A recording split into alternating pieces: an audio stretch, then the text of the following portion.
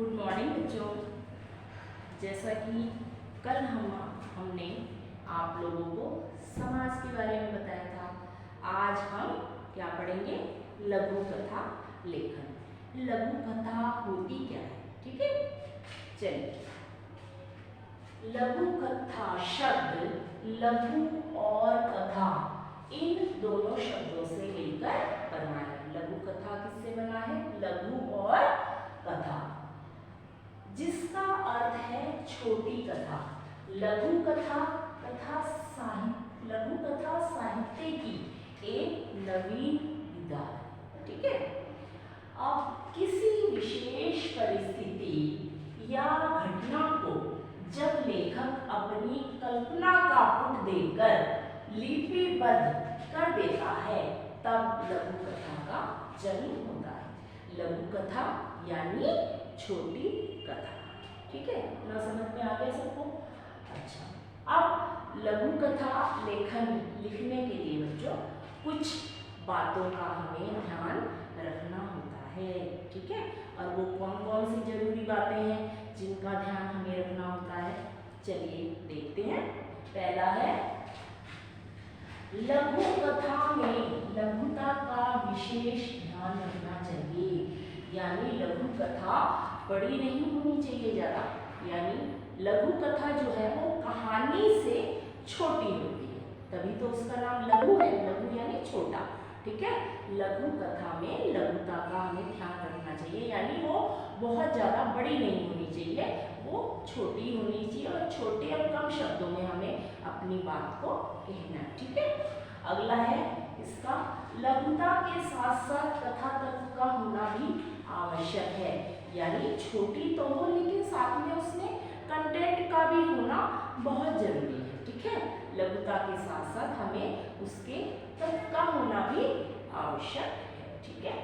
अब है, अनावश्यक विवरण और विस्तार से बचना चाहिए। हमें उसको ज्यादा विस्तार से नहीं बताना, हमें शॉर्ट में अपनी बात को कहना है, अपनी कहानी को हमें शॉर्ट में कहना है। ठीक है, ज्यादा विस्तार से हमें नहीं कहना।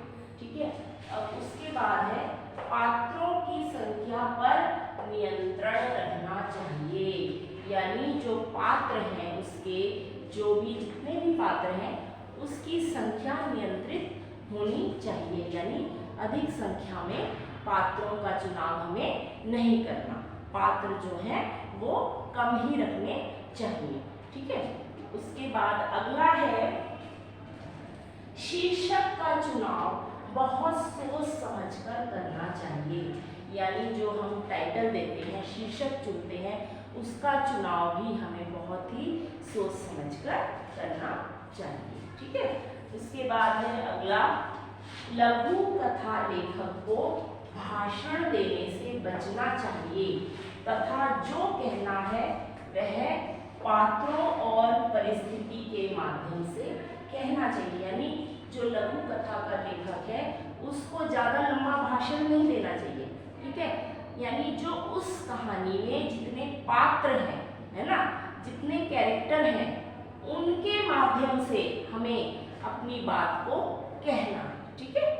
उसके बाद अगला आ जाइए, लघु कथा को प्रभावशाली बनाने का प्रयास करना चाहिए। यानी जो लघु कथा है वो बोरिंग नहीं होनी चाहिए, प्रभावशाली ढंग से अपनी बात को कहना है। हमें उसको प्रभावशाली ढंग से बनाने का, प्रभावशाली बनाने का प्रयास करना चाहिए। अब है अगला, व्यंग में तीखापन होना चाहिए। यानी जब हम व्यंग करते हैं, किसी के ऊपर कटाक्ष करते हैं, तो उसमें तीखापन होना चाहिए। उसके बाद अगला है, लघुता में नवीनता, और लघु कथा में क्या होनी चाहिए? नवीनता होनी चाहिए और स्पष्टता होनी चाहिए।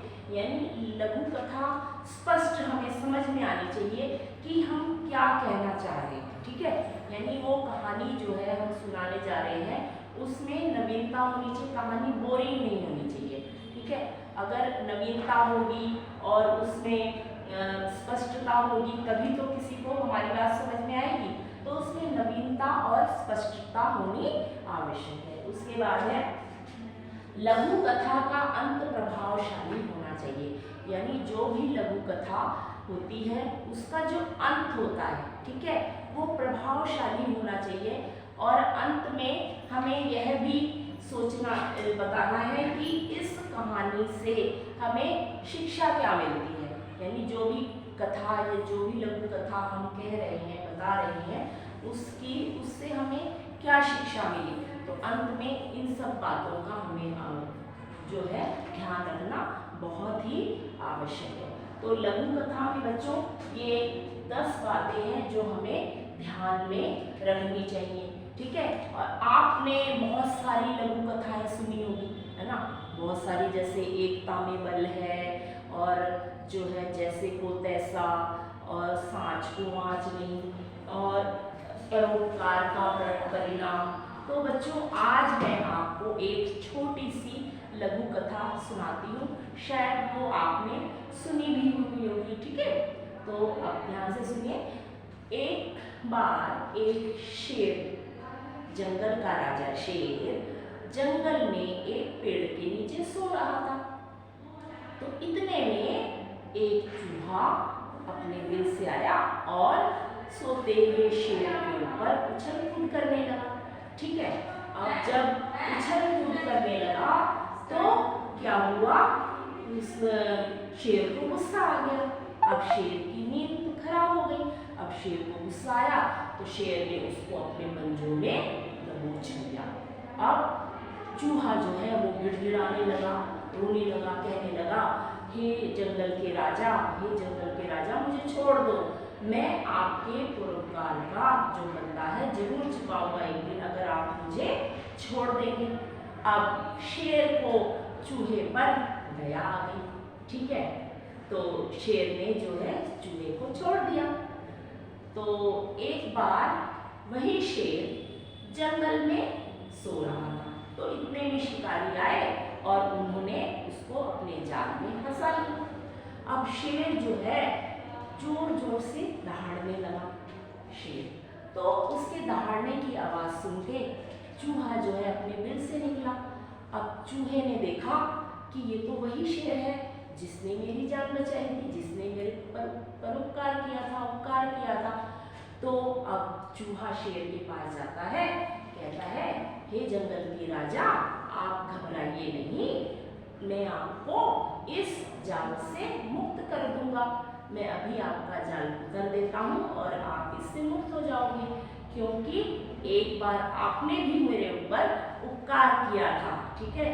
तो मैं उस उपकार का बदला आज चुकाने जा रहा हूँ, क्योंकि मैंने आपसे वादा किया था कि एक दिन मैं आपके उपकार का बदला अवश्य चुकाऊंगा। तो वो दिन आज आ गया है। और ऐसा कहकर चूहा जो है वो शेर का जो जाल होता है उसको उतर देता है और शेर इस जाल से मुक्त हो जाता है और दोनों खुशी खुशी जंगल में चले जाते हैं। तो अब ये इस कहानी से हमें क्या शिक्षा मिलती है कि परोपकार का परिणाम, यानी परोपकार जो करता है उसका फल उसे अवश्य मिलता है।